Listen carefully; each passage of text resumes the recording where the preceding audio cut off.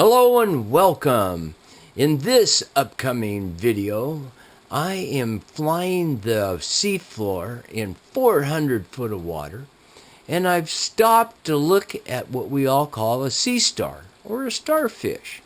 But more important than that is we're using a special filter and lens on our camera that picks up heavy metals that are lying on top of the marine life. For instance, now you see kind of a heavy growth on top of that starfish. Some of it's heavy metals. Others are they have a fine hair on their body, and that helps collect those heavy metals. And as we look at this starfish, we study it even closer. Now remember, you're in 400 and some feet of water right now, and the filter system is looking for anything blue that stands out on the screen. That would show us that we have contaminants of sewer. Yes, sewer.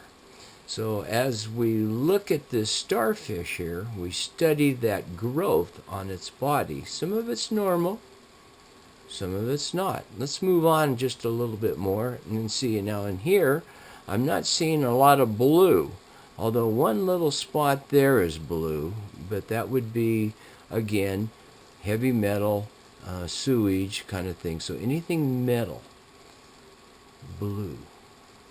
Okay, now these are scallops, and we're just going to kind of move along.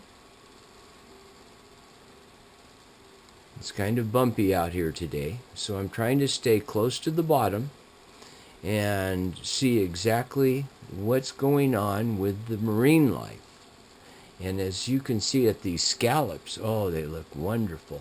A friend of mine shared a story with me of another friend that was a diver out at the Point Defiance Marina. And he would locate these scallops and bring them into the marina and give them to the whatever, the seals or however, whatever they needed to feed. And he did a great job for that company.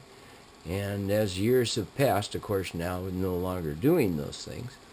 Now we're picking up kind of a bluish haze just over the seafloor. Interesting. Okay, you can see it as well as I can. This is heavy metals, pollutants that the camera is picking up. But are we seeing a lot of scallops? I'm looking at the seafloor. We're in 408 feet of water.